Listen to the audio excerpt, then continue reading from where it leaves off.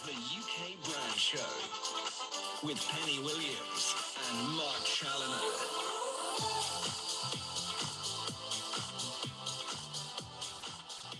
Well, good morning, good afternoon, good evening, wherever you are in the world. Hello, Pen. How are you?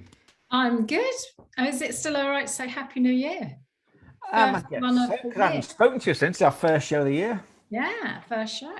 So, did you have a good Christmas, etc.? I did indeed. Yeah, like everyone else, managed to see some family, managed to have a little bit of enjoyment, and it was a much needed break and rest. Yes, indeed. And we're back. It's no sooner that it's gone again. Yeah. Heading into summer now. Yeah, and the beginning of the year also means, and it's the same every year, is something called the Consumer Electronics Show, which is out in Las Vegas in Nevada. I'm going to talk about all that world today. We're going to talk about the show. I'm going to do some slide deck on some stuff I picked up from that show. I haven't been, but I've been reading about it. A lot of people didn't attend this year because of COVID, of course. They did it virtually, but some did. But whether you were there or not, there's a lot to pick up on. Yeah, I had a friend who went out there, so I can't wait to hear. Yeah. I know when I see her later this week. Yeah. So, and then we're going to be joined by a special guest of ours and a friend to the show. He's been on the show, but it's probably about a couple of years ago now, a guy called Stephen Shaw. Yeah, probably is, yeah. Yeah, so Stephen and I go back way back. He's got a great accent, very similar to mine, funny enough. We both go and watch Liverpool together still to this day with our season tickets. But Steve is also involved in the world of immersive technology and working for a company called Iconic Engine, who are based in the States, but he looks after a lot of stuff. Well, we'll get into all of that, what he does later. But before we do all of that, before we introduce Steve, let's bring up a slide deck I prepared for this, because I think it's just a good sort of scene setter for what we're going to talk about today. So bear with me, and I'm just going to share my screen. So with two Scousers, I'm going to have to translate for everybody, aren't I? You certainly are. Once you get going. Once we get going, exactly right. You'll never understand a word we say. So this is it, Pen. It's, oops, I beg your pardon. I'll come out of it. Let's start again. Yeah, the photos that my friend was sharing on social media look fantastic. Yeah, it's an amazing show. Yeah. It's called the Consumer Electronics Show. So it takes place every year. Basically it's all the world's companies are involved in technology and what's going to be the latest gadgets and stuff we're going to find at home or in business. And you can get a glimpse into the future of what the world's going to hold for you. Now, of course, it's not all going to be like that, because a lot of stuff you'll see and they'll become part of life, if you like it, going forward, but not always, because sometimes you'll find that these things just disappear as quickly as you've seen them. So it doesn't necessarily mean that we are definitely going to see all of this stuff. But you've got things like from household robots to autonomous cars to, talking fridges and digital art TVs. I say, just get a glimpse of where the future's going. It does feel like the pandemic, though, has accelerated a lot of this, doesn't it? That people have had to embrace more technology for various reasons. Not least, paying by card and tapping. A lot more people have embraced that. So it does feel like we're in a accelerating phase again with technology. Yeah. Well, as far as Vegas is concerned, the exhibition halls at the show this year were sort of fairly sparsely populated because, as I mentioned, COVID and Omicron variant in particular has ripped through America, and as it has been doing here. So dozens of the big tech companies like Amazon and Google and Microsoft and Facebook and Twitter all pulled out of attending in person and did it virtually. And many journalists and analysts and smaller startups then followed suit. But whether you were there in person, or whether you were on a video link, then it seemed to me that two words seemed to crop up over and over again. And they were the following. They were a word called matter, and another word, which you'll have heard of definitely for sure, is metaverse. and the whole Facebook rebranding, etc., etc. Yeah. You've heard about that. So just let me mention what these two actually mean. So Matter is a new code of practice that technology companies are sort of somewhat begrudgingly agreeing to. I'd be interested to get Steve's take on this later. So, how, which could change how all the internet connected appliances around the world that we have at home or at work will indeed work going forward. So a common complaint of many users of smart household appliances, such as, washing machines that connect to the internet or lights controlled by Alexa, all this sort of stuff. They don't work with each other. So you may have an Apple phone, but a different sort of version, an Android one, or instead, or a security doorbell that only works with Amazon or Alexa, or not a Google Assistant. Exactly. So it's all very fragmented. It's a bit like the days of Betamax and VHS and mobiles really as well. Yeah, exactly right. Yeah, evolved with the BlackBerry and the Nokia. Yeah, different chargers for different phones and all that sort of stuff. So as modern homes have more of these products with built-in, internet, the Internet of Things built in, and they become more standard, the incompatibility could soon cause big problems if you're in that world, which we all are now and become increasingly so. So Matter smart home devices will be able to work under the same sort of protocols and can talk to one another regardless of what brand they're being used on. And there's a tech research company. It sounds good in theory, but there's a tech research company called CCS Insight, and they say that for smart technology to move from individual devices to an integrated consumer experience, if you like, the new Matter code will be essential. However, they're quite skeptical of whether we'll see the likes of Amazon and Apple and Google and Samsung, all part of this Matter alliance, of whether they'll embrace it fully to the point that we'll see seamless sort of interoperability between all the various smart home devices. So they say, they think it might take another 10 years, but we'll see. But it's a first step into doing that, and it needs to, because it's going to get more and more complicated otherwise for everyone. So, and then alongside that, you've got this word Metaverse, which is like the hottest new term in Silicon Valley. And the Metaverse is set to be an immersive set of 3D digital worlds that people will be able to step into and use in virtual reality goggles and meet friends as maybe digital avatars, or as well as going to meetings and events and shopping for clothes and stuff like that. So references to the Metaverse were everywhere at the show, although often it seemed to be a large gap between what is being put out there as being potential and what is actual reality. So things on display and the things that sort of caught my eye. Sorry? That's a bit ironic. Yeah, isn't it? It's between reality and actually not reality. Yeah, isn't it just, But things that caught my eye, for example, so LG, which is this South Korean I've got a lot of LG products. They unveiled something called the Wash Tower, which is a washing machine and tumble dryer equipped with more intelligence than computers actually had 10 years ago. Wow. So it can throw a bunch of clothes in the washing machine. It can sense the load size and the fabric type, and it allows you to choose the best wash setting and right amount of detergent it needs, and then sends that information to the dryer, which is above, and recommends the best settings. And the dryer then uses an infrared sensor to check the temperature of the clothes during the cycle, and it makes all these adjustments to ensure it's even drying, I think was the phrase they use. Then you've got the likes of Sony saying that it was designing a virtual reality headset for its PlayStation 5 console, and a built-in motor that creates a sort of tactile vibration.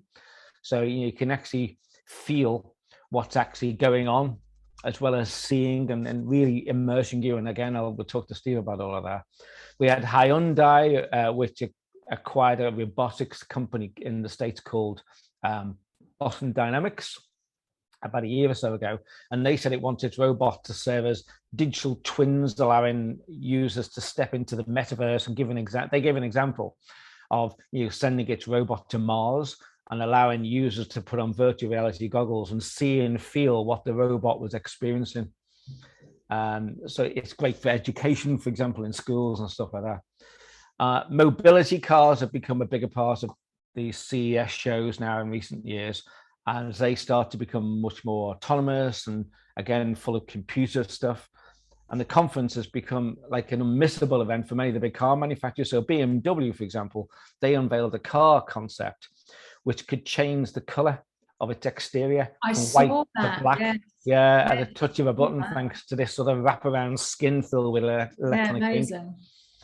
Mercedes-Benz used the CES to reveal a new prototype of electric car called the Equix, I think it's called EQXX, that can travel 1,000 kilometers or 620 miles an hour on a single charge.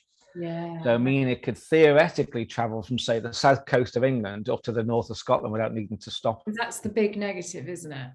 Yeah, I had some friends come up north at over Christmas, New Year, and they had to stop and charge their electric car. They had to stop and charge the car somewhere, which I guess you could argue you're going to do it with petrol, but it's not just a case of at the pump for 2 minutes. You've got to hang around while this thing charges up. Yeah. And that'll be a big step forward. And then finally, back with LG, they unveiled something called their Omnipod. And this is a sort of mobility concept solution and sort of on-the-road extension of your personal living space, what they call it. So it's a car cabin concept you can turn into a living space, so you can move it around, you can live in it, you can move it, you can attach it to a tent if you're going camping somewhere to extend your living space. Yeah, you can turn it into this gourmet street and order, look like you're ordering. You can order food from all your local takeaways by looking like an actual shop that you're ordering it from. Or you can extend it and become part of your camping thing. The whole it's whether this happens or not, we'll have to wait and see. But it's just an interesting concept. Well, Tesla have very much led that type of concepts, haven't they, with the electric, but also computer driven. They have. So that was the sort of things that caught my eye. And the one thing at the end which caught my eye was a quote from one of the reviewers there. And I thought it was interesting. They said that as far as they was concerned, this immersive world, it seems to them that all that purports to connect and bring people together continuously divide and drive people apart, while simultaneously disconnecting from the sort of what they can describe as a convivial human and social interaction.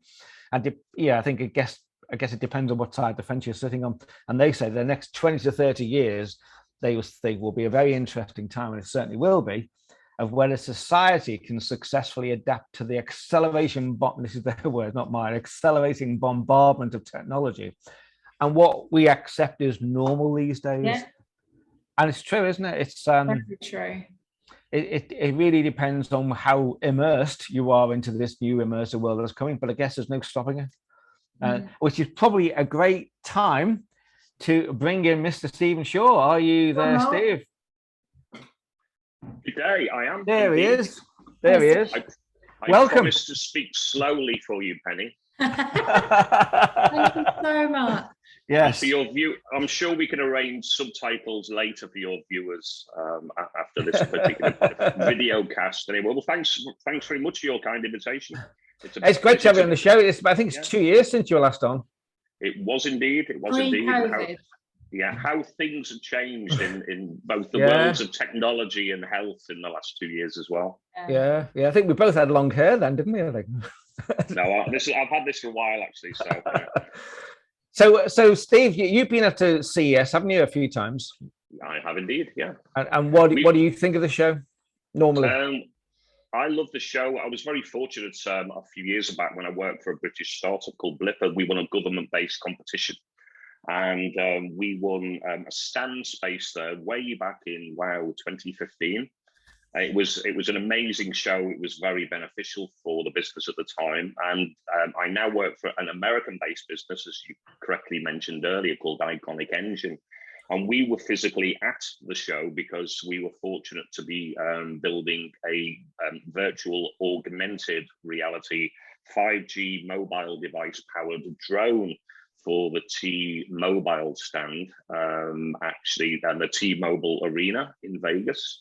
But you correctly pointed out that they didn't attend this year, did they? Yeah, but they had skeleton staff, so it's not the show that it used to be, as you correctly said about the Omicron variant plowing through America as it is Europe. And all, as you correctly also mentioned, all the big giants such as Intel, Google, Facebook, all the technology monoliths chose not to attend and just attend virtually. The irony being is that they're using these technologies and things like virtual reality and augmented reality to deliver Metaverse style booths, so you can attend virtually. But it's Vegas, isn't it? So there's nothing can possibly replace actually attending in person. No, I guess not. And so we'll get back to the show in a minute. Let's just start from 2 years ago. I think when you came last on the show, we used the opportunity to talk to people. And we've used the terms and we've talked about augmented reality and virtual reality a lot in the show over the past 2 years. But I think you kickstarted it for us in terms of just explaining what it was. So for those people that weren't around 2 years ago, just let's start from base one if we can. Just tell us, what are the differences between sort of AR, VR, and MR, this mixed reality world? Yeah. Well, there seems to be a plethora of all acronyms these days, and the catch-all term of the moment is currently XR, extended reality. And that is a culmination of virtual realities. So, the virtual reality headset, like the Oculus Quest here, where you're actually locked off in a 360-degree virtual world. So it's purely a virtual world in which you can interact, closed off to the rest of the world. Augmented reality, which you can access and these days via your mobile phones, could be anything like the face filters and bunny ears that you can render on yourself via Snap filters and Instagram and the like. And that's a combination of part virtual worlds where you can augment, by the nature of the terminology, augmented reality.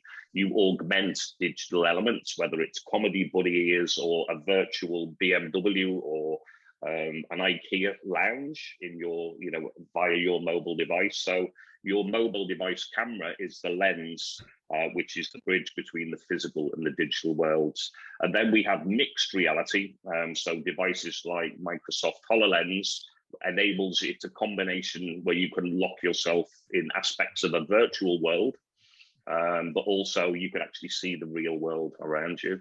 And just to make it even more sort of complex now, we also have a new reality called assisted reality, where you wear augmented reality glasses. So these are like just typical eyewear, like my glasses here.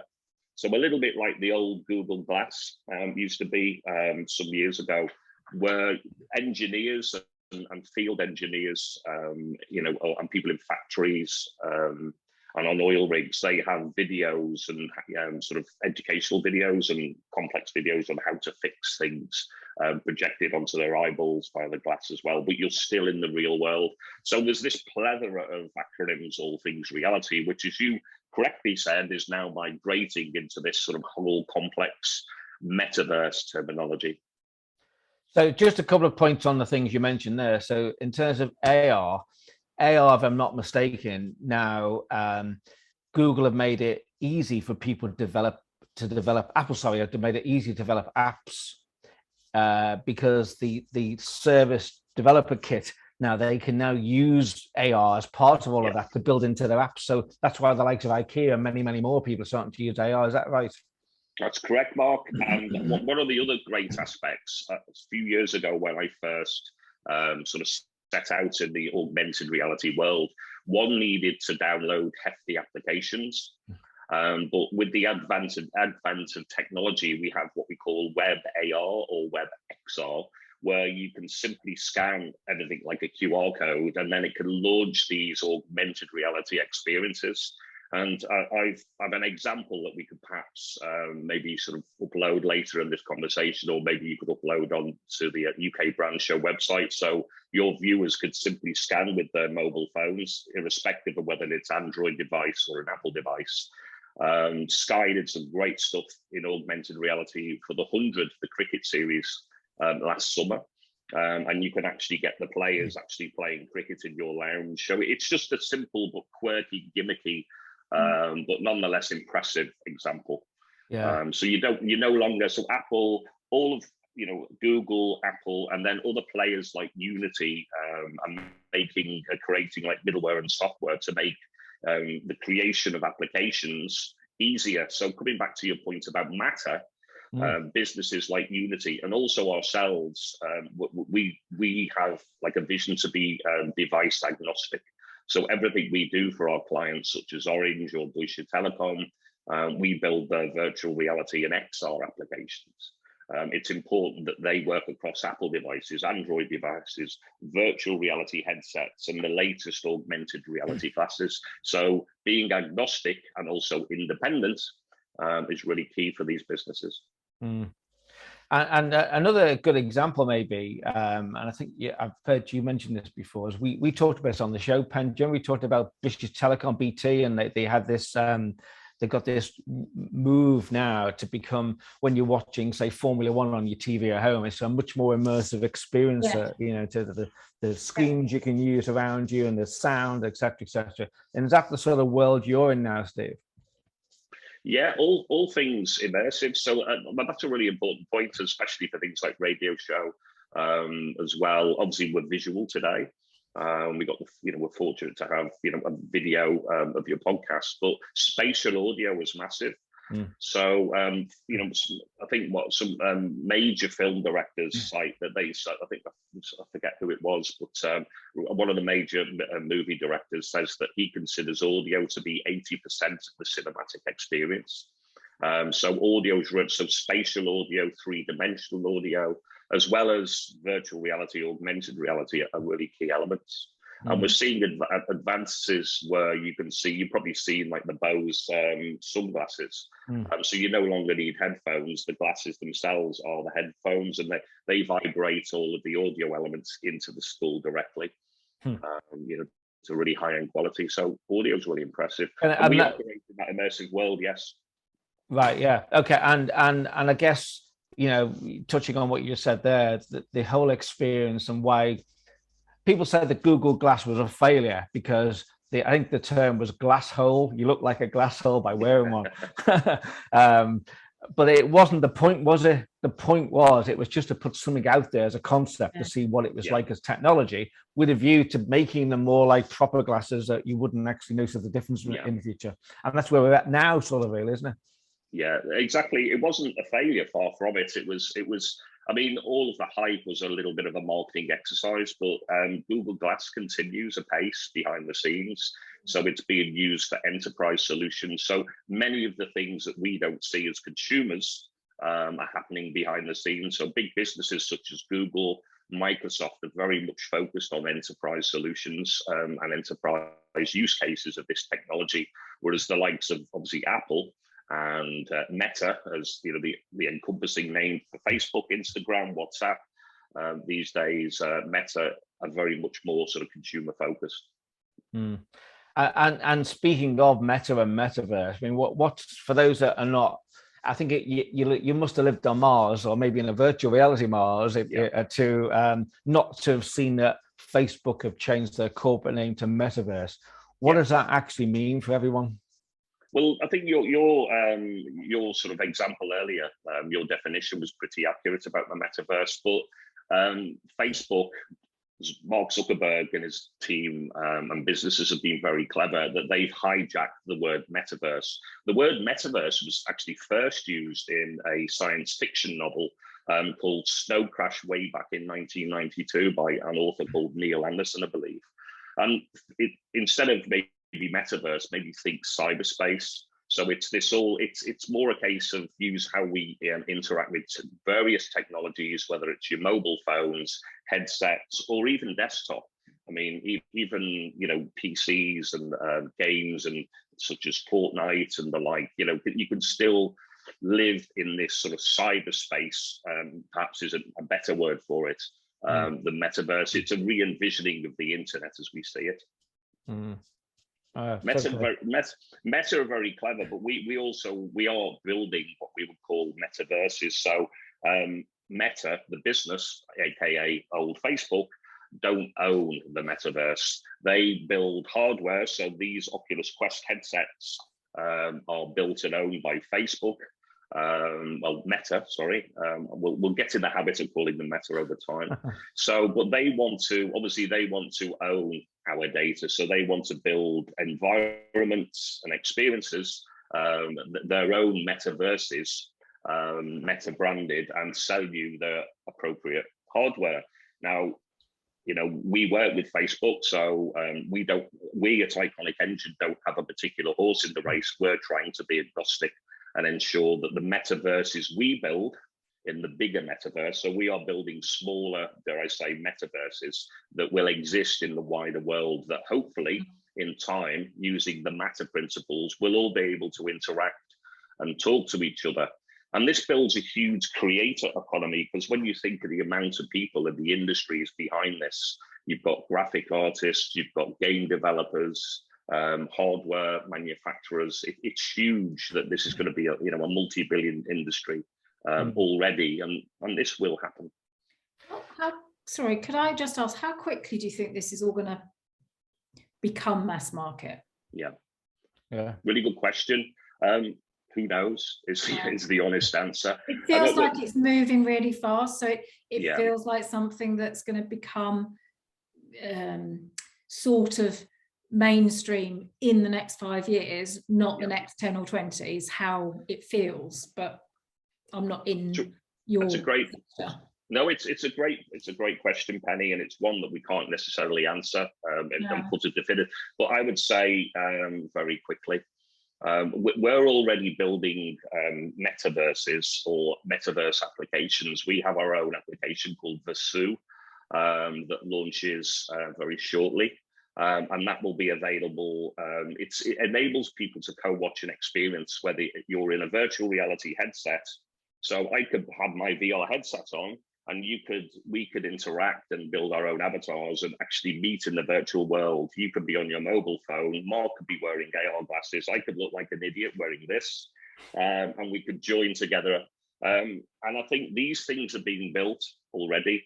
And when you think, it was a really interesting, when you think of the internet, and everyone laughed at people like Amazon and Jeff Bezos, years ago, decades ago, that e-commerce and the internet would never take off. Look where we are now. Absolutely. Jeff Bezos he's a spaceman in these sort of phallus-shaped spaceships going up into space, and these things will happen. There's too much.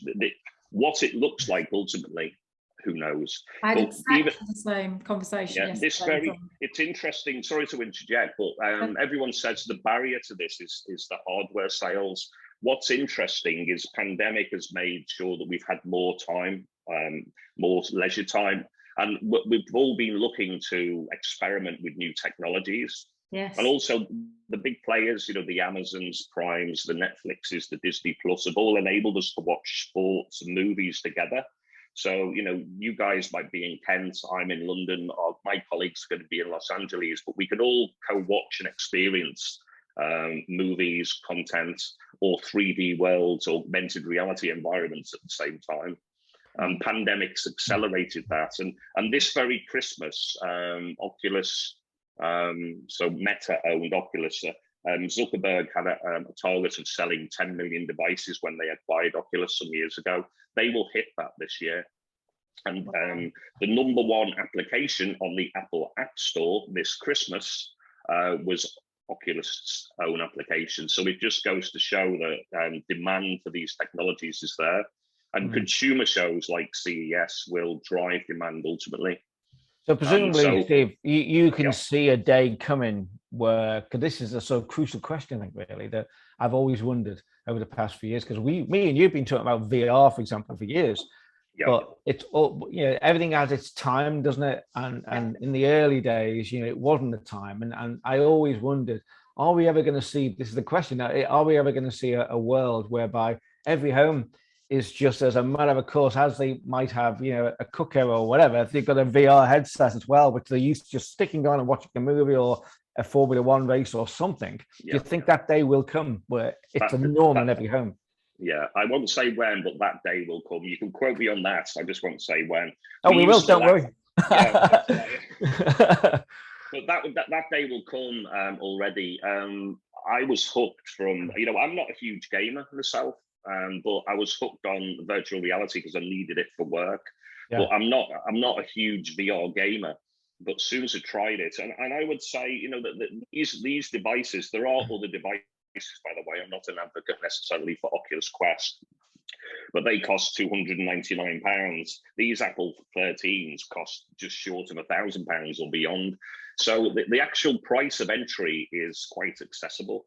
And I would ask, if people were interested in this, I would just maybe ask the viewers, dip your toe in the water. It's, you know, it's an expensive price point, but the whole family can experience virtual reality. And there's some fabulous games in there.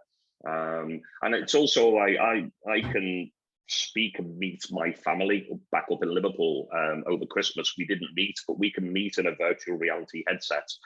We build our own avatars. So, you know, if I want hair again, I can put a big, you know, nice, huge afro on or a Steven Seagal ponytail on me and create my own sort of comedy avatar. And my mum can be an alien, and we can sit in a lounge and play games together, or we can watch a movie together in virtual reality. So I think it is going to happen. It's going to happen sooner. And one of the major tipping points will happen this year when Apple launch their own. It's yet to be determined whether it's going to be a virtual reality or an augmented reality headset. But as we know, when Apple released devices, you know, people, that's will gravitate towards it. Yeah. I mean, you just thought of the markets. I mean, we're old enough to remember Shazam on our old Nokia 3110s and used to press 2580 and listen to music, and it would tell you that it was a track. There was no business model for this. It was just, and it used to cost something horrific, like 50p a scan. And then, you know, Apple Music comes along, you know, the iPad comes along, and Apple buys Shazam. And it's a way of music detection to actually just build a database for your own music streams. And I know we've done this in bars and gigs, Mark, haven't we? When we think, oh, what's that track? Let's Shazam this. That's right.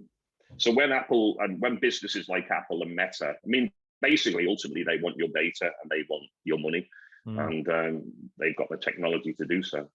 So that's the home side of it all, and I can see, you know, as we've seen in CES last week, whether it's washing machines and tumble dryers, lots of more devices are going to become more engaging with each other and a lot more internet connected and offering different services. What about business?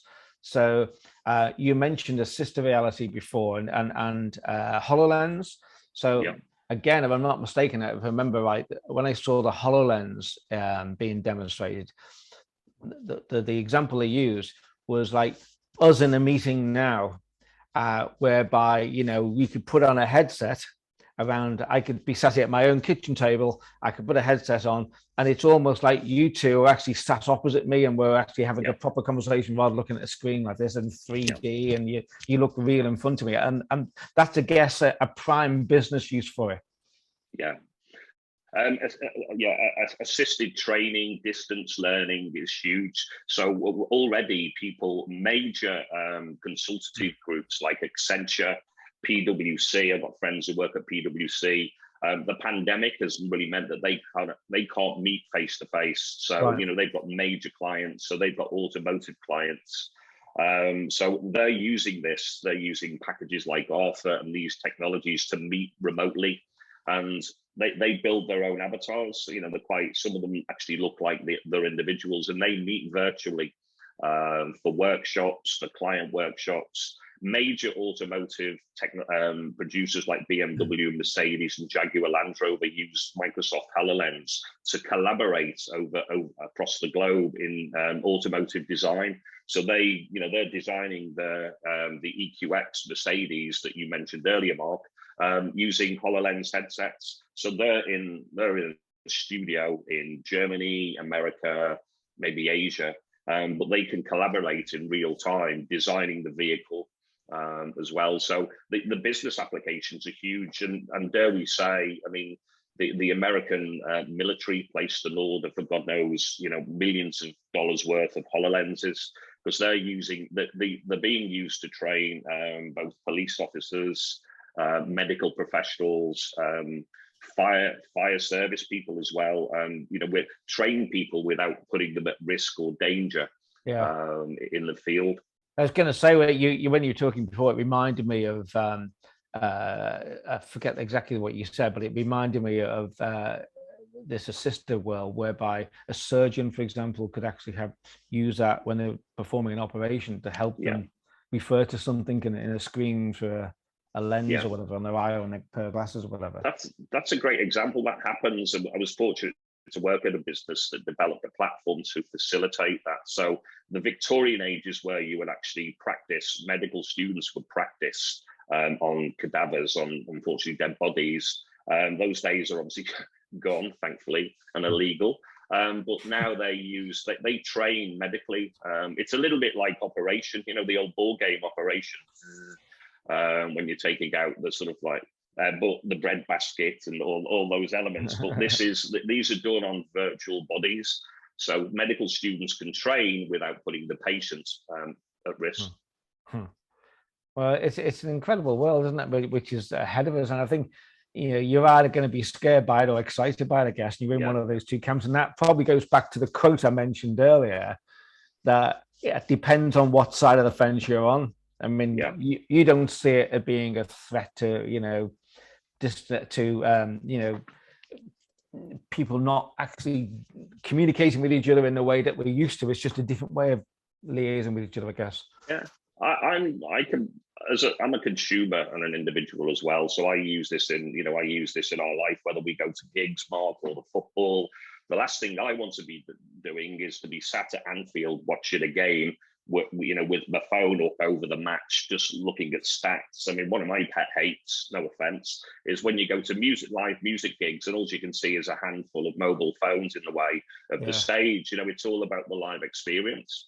And one of the real fears is at the end of the day, our personal data, your smart fridge, your smart LG washing machine, your headset, your mobile phone is collecting all of these data points personal to you. So data privacy is huge. And one of the major issues is technology often gets ahead of itself before data legislation can catch up.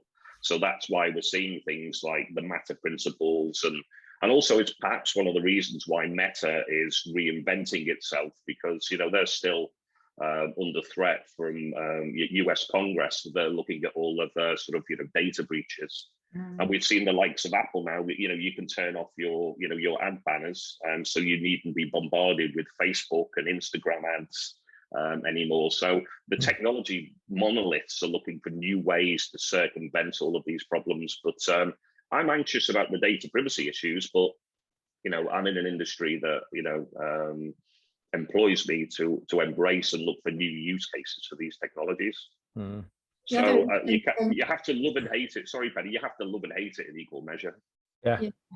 I just was going to say, I think we are also, because of the pandemic, we now have a section of a generation that, whilst kids have used TikTok and video and FaceTime, but everyone was pushed online video during the pandemic for their learning, for their games, for their interaction with other kids, and that carried on for 2 years. So I think we've now got a generation that are able to take this technology that much further because they're further down the line than they would have been in terms of embracing it. And we've pushed them that way.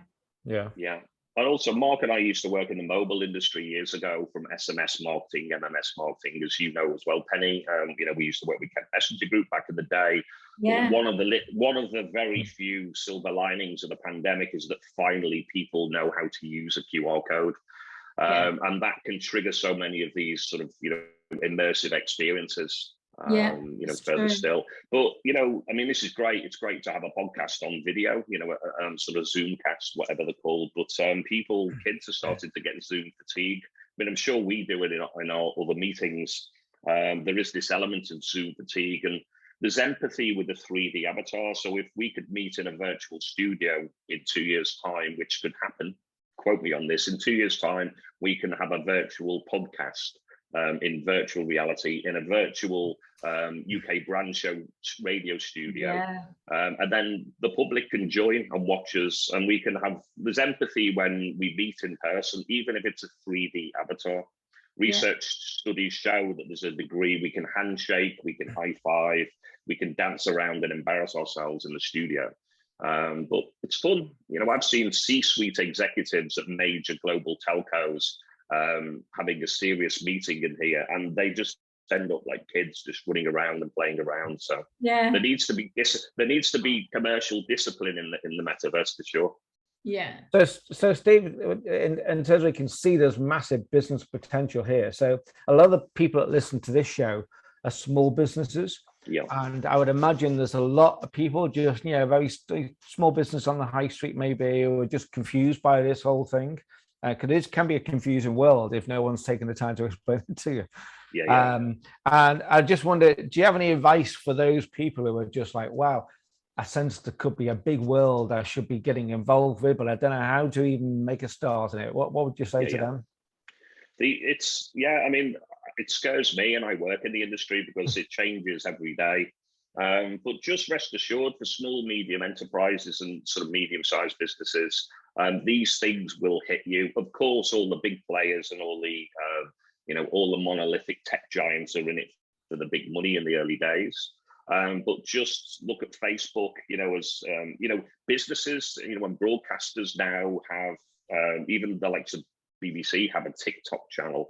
These things will eventually come and be made available and be commercially useful. So as a small local business, you can use Facebook for commercial purposes. You can buy simple 360-degree cameras that can plug into your iPhone. And then you can actually, if you've a restaurant, a hotel, or you're a local sort of Kent-based estate agent, most of the estate agents now offer you 360-degree views of properties. That's standard. So that's one use case of the technology. And also, perhaps we can, as I mentioned earlier, perhaps we can, I just ask for people to search the web for web AR or web XR experiences, and you'll get a QR code on screen that you can try. So, we can have Ben Stokes playing cricket in your living room, on the Sky on the Sky 100 app. Just try these things, and slowly and surely, these sort of augmented reality elements. If you're a furniture shop, you could, just as IKEA do, position furniture in someone's lounge and home. Beforehand, if you sell Philips massive screen TVs, you can render them on your walls in real size and real time to see what these look like beforehand. So dip your toe in the water, search the internet for all things Metaverse and XR, and these things aren't going away. So whilst there are other brands, the most accessible is Oculus Quest 2 at £299. And Quest are shortly opening up retail stores on the high street where people can come in and try these things. So, and Apple's, we've mentioned, are going to get involved. So try the technologies, dip your toe in the water, and rest assured that irrespective of your size of business, it will come full circle for you to use. Things are definitely moving fast. I was even just walking around Canary Wharf here in London yesterday, and there was a new Amazon Fresh stores just opened. Yeah. Of course, you can only go in by scanning your phone on the app and paying for stuff on your phone as you go. Like, the world's changing fast, isn't it? And as you say, it took a pandemic to get people to recognize what a QR code is. I tried that in the sales, the sort of the Black Friday sales at Uniqlo store, and I'm walking into some sort of like joke here from being from Liverpool, but I felt guilty. You literally drop. They have these big automated baskets at the checkout. You drop the clothes that you want in, and it automatically calculates what you bought. You put them in a bag, and you obviously pay. Cue Scouts jokes, but then you tap and walk out, and I was waiting for the store alarm to go off. But the sad thing is, as we all get frustrated, we don't have human interaction. So these things are all, whilst they're a huge creator economy of new jobs in terms of manufacturing and developers, they are just like the high street banks closing. It opens up a whole new problem of displacement of workers, so you no longer see the till assistants because they're not required. So it creates new problems and solves other problems at the same time. Well, listen, thanks very much for coming and sharing your thoughts on all of this. It's funny, I'm going shortly because I'm attending a Zoom conference this afternoon, and I'm just looking at the title of it. It's called "How Do Media Newsrooms Creatively Use and Report on XR?" So there you go. I'm joining the very same session, Mark, at 3 o'clock. So, are you really? Yeah, excellent. Yeah. So I'll see you in just over an hour again. Yeah, you will indeed. Well, listen. Meanwhile, thank you so much for joining us. That was brilliant. No, thank you. Genuine pleasure. Great to see you again, Penny. If anyone wants to know a little bit about what you're involved with, what's the website they should check out? Oh, that's a good point. Visit Iconic Engine. It's all one word. www.iconicengine.com. And we've got videos and other things on there, and you can reach me via the website, and I'm happy to give sort of other examples of some of the things to any of your listeners, viewers who may be interested. Brilliant. Steve, thank you so much for joining us. It's been really, really informative and really, really interesting. Yeah. Genuine pleasure. I'm jumping back into the metaverse, and I'll see you on the other side. Bye for now. Cheers. Bye. Bye. Well, there we go. My mind is blown. It is a world, isn't it? I mean, actually, he solved a few interesting comments for me there, as in, I wasn't really sure, as I said, about the whole, do you think everyone's going to be having goggles at home and wearing his headset? But I can see what he's saying. I can see, yeah. But the more, as you've always been a big advocate for mobile, and as he said, the more the mobile providers like Apple, or the more things you can do on your mobile, that will become mass market. And I just feel we are all more comfortable on the sort of video and virtual worlds than we were 2 years ago. Yeah, that's right. So that's a really good show. That's it for another week then. So Penny, if anyone wants to contact us, how do they do all of that? Yeah, they can contact us through the Metaverse, which is Facebook. Obviously, a lot of these shows now are on the ukbrandshow.co.uk website, and you can email us through the website as well. Exactly. And don't forget to put the UK Brand Show. The UK You're Brand actually Show. putting it on the .co.uk. So that's it. Thank you so much for joining us, everyone, whether you're listening or watching. And we'll be back again very soon with more of the same. See you all soon. You will. Thank you. Bye for now. Bye.